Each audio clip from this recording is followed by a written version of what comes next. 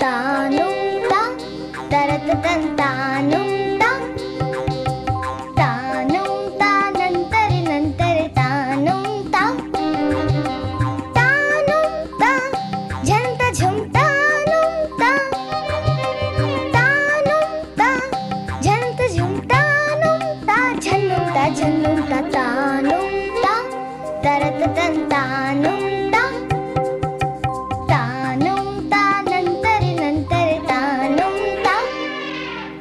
जंगल जंगल फिर बात चली। Radio is an inheritor of our ancient storytelling tradition. And what better medium than radio to bring you a series specially curated for children and the young at heart, based on the enchanting and enduring fables of India like the Panchatantra.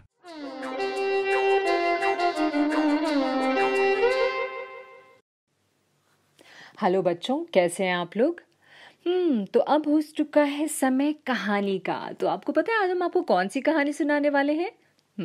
आप बहुत excited हो ना? तो हम आपको बता दें कि आज जो हम आपको सुनाने जा रहे हैं कहानी भैंस और घोड़े की। और कौन सुना रहा है आपको ये कहानी?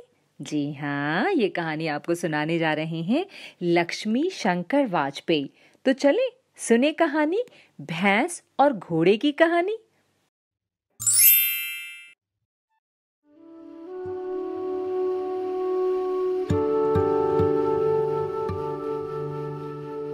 बच्चों, आपने राणा प्रताप और उनके घोड़े चेतक की कहानी जरूर सुनी होगी। और तुम्हें यह भी पता होगा कि एक जमाने में जब युद्ध हुआ करते थे तो घुड़सवार सेना का बड़ा महत्व होता था। और पहले जमाने में ही सवारी का सबसे बड़ा साधन भी घोड़ा ही हुआ करता था। लेकिन एक समय ऐसा भी था जब मनुष्य को पता भी नहीं था कि घोड़े पर सवारी की जा सकती है। जी हाँ, तो एक ऐसी ही कहानी मैं आपको सुनाता हूँ पंचतंत्र से। और ये कहानी है एक भैंस और घोड़े की।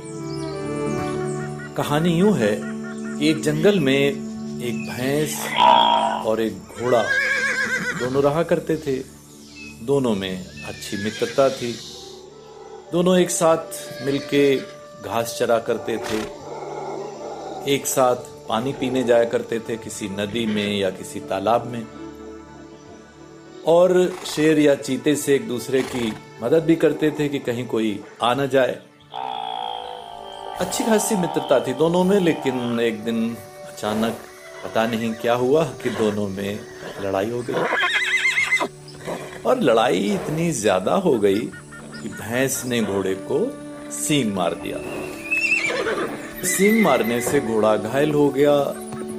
उस समय तो घोड़ा चला गया, लेकिन वो एक मनुष्य के पास पहुंचा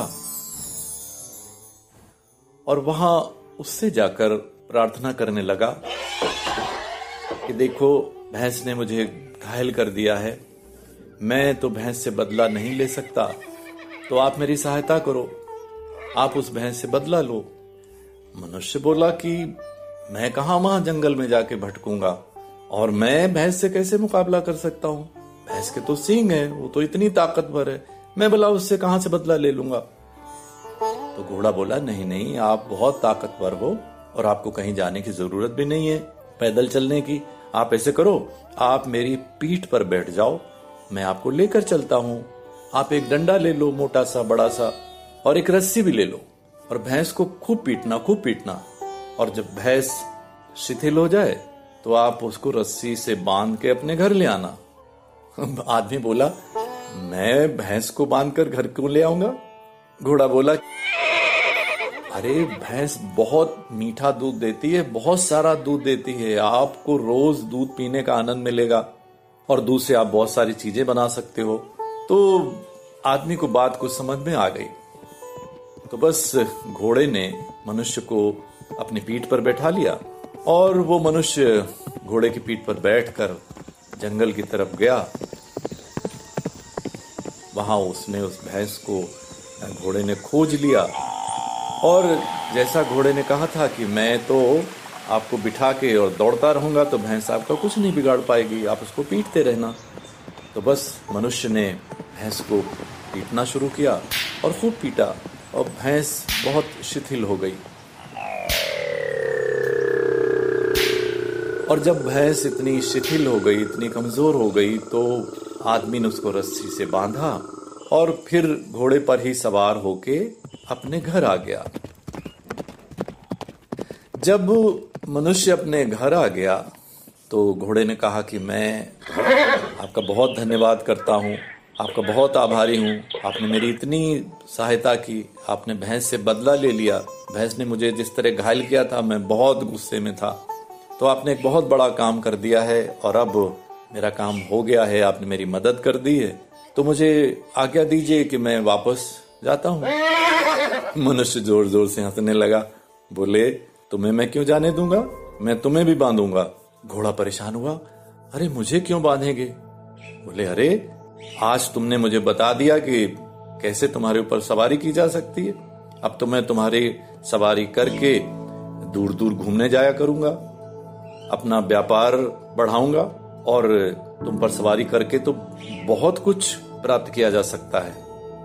अब घोड़ा बहुत परेशान हुआ, उसने बड़े विनती की कि मुझे छोड़ दीजिए, मुझे जाने दीजिए, लेकिन मनुष्य उसे क्यों छोड़ता, क्योंकि उसको तो सवारी का आनंद मिल चुका था। तो बस मनुष्य ने भैंस को भी बांध लिया और घोड़े को भी बांध लिया और घोड़े पर सवारी करके दूर दूर जाने लगा। घोड़ा अब बहुत पछता रहा था कि लड़ाई हो गई थी, थोड़ा सहन कर लेते, फिर मेल मिलाप कर लेते। उसके बदला लेने की भावना की वजह से आज वो मनुष्य का गुलाम बन गया है और फिर पछताने से खैर क्या हासिल हो सकता था। इसीलिए कहते हैं कि जो जस करे सो तस फल चाखा, यानी जैसी करनी वैसी भरनी। और उस घोड़े के बदला लेने की भावना के कारण घोड़ा हमेशा के लिए गुलाम बनकर रह गया।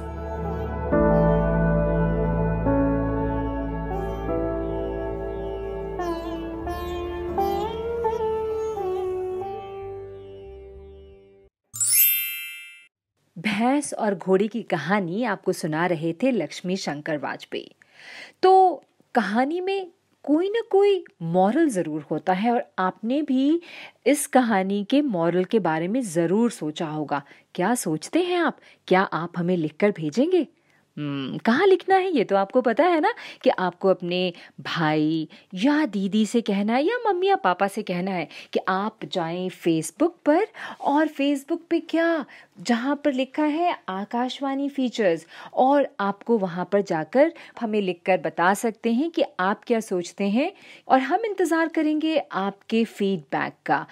और क्या कहा, पहले के एपिसोड्स आप नहीं सुन पाए हैं? कोई बात नहीं मेरे दोस्त, हमारे YouTube चैनल आकाशवाणी AIR पर ब्रॉडकास्ट के बाद हर कहानी आप सुन सकते हैं। और आज बस इतना ही, तो हम कल फिर इंतजार करेंगे आपसे मिलने का with a new story. Okay, till then you take care and bye. A presentation of the Central English and Hindi Features Units. This program came to you from the External Services Division of All India Radio.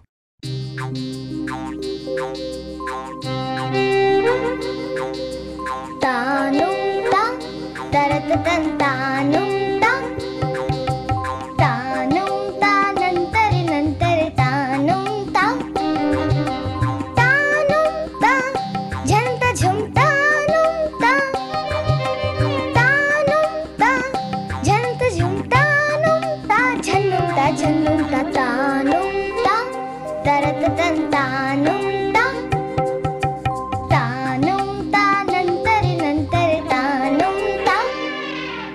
जंगल जंगल फिर बात चली।